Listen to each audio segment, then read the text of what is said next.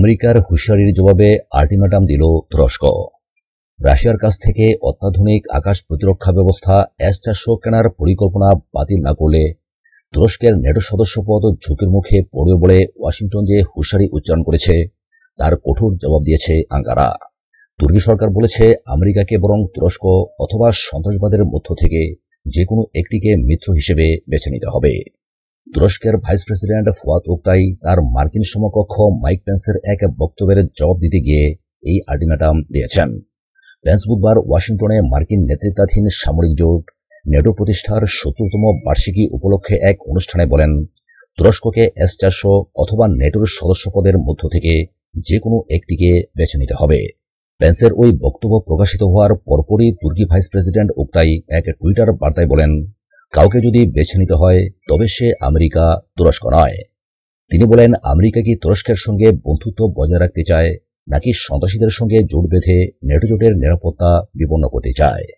ওক্তাই দৃশ্যত সিরিয়ার তুর্কি সীমান্তবর্তী এলাকায় কুর্দি বিদ্রোহীদের প্রতি ওয়াশিংটনের পৃষ্ঠপোষকতার কথা উল্লেখ করে এই বক্তব্য দিয়েছেন। আঙ্কারা ওই কুর্দি গোষ্ঠীকে তুরস্কের কুর্দি বিচ্ছিন্নতাবাদী গোষ্ঠী পিকেকের অঙ্গ সংগঠন বলে মনে করে। কিন্তু মার্কিন সরকার সিরিয়ার প্রেসিডেন্ট বাশার আল আসাদকে উৎখাত করার লক্ষ্যে একসময় কুর্দি সশস্ত্র গোষ্ঠীটিকে সমর্থন দেওয়া শুরু করেছিল, যা এখনও অব্যাহত রয়েছে।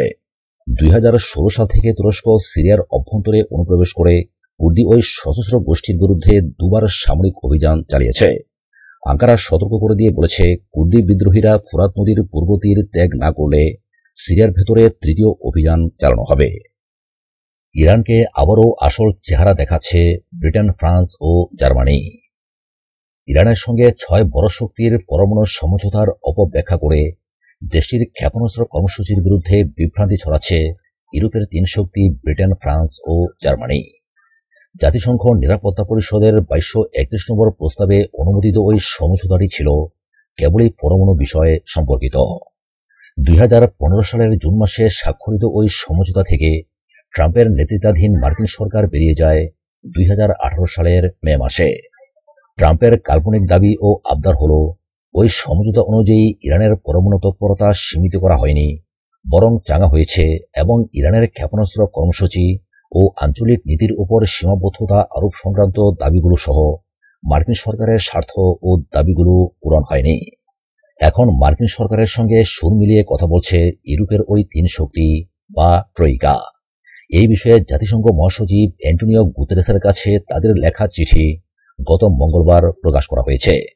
তারা এই চিঠিতে ইরানের দূরপাল্লার ব্যালিস্টিক ক্ষেপণাস্ত্র কর্মসূচি সম্পর্কে রিপোর্ট দেওয়ার দাবি জানিয়েছে।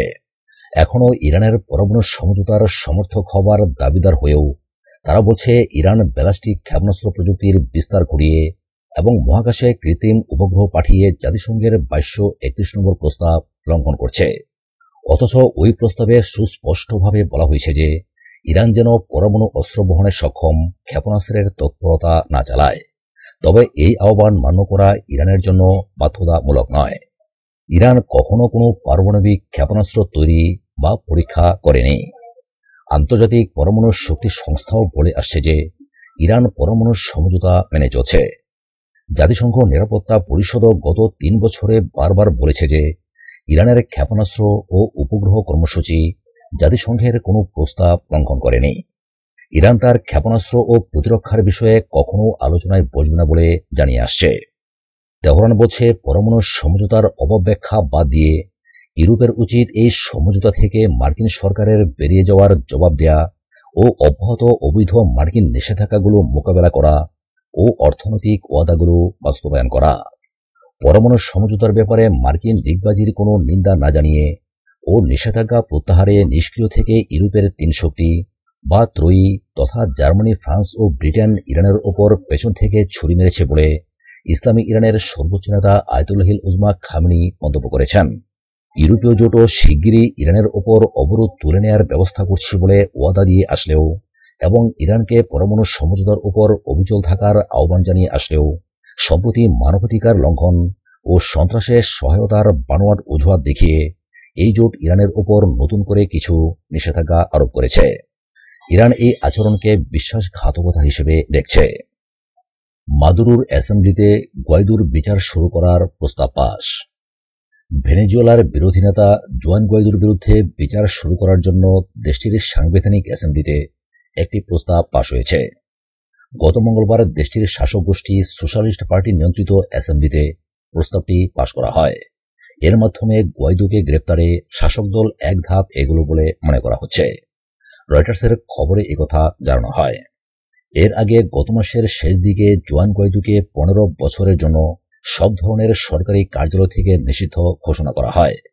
গুয়াইদোর ব্যক্তিগত আর্থিক হিসেবে অসঙ্গতি থাকায় এই নিষেধাজ্ঞা আরোপ করা হয়েছে বলে জানান দেশটির অর্থনিয়ন্ত্রক এলভিস আমোরোসো।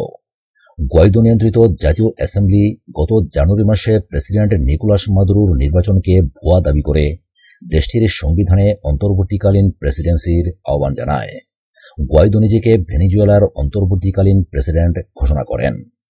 গুয়াইদোকে বৈধ নেতা হিসেবে সমর্থন জানিয়েছে যুক্তরাষ্ট্রসহ আরও 50টিরও বেশি দেশ। গুয়াইদো একজন আইন প্রণেতা হওয়ায় তার পার্লামেন্টারি সুরক্ষা রয়েছে, আর 10 জন সাধারণ নাগরিকের মতো তার বিচার শুরু করা সহজ নয়।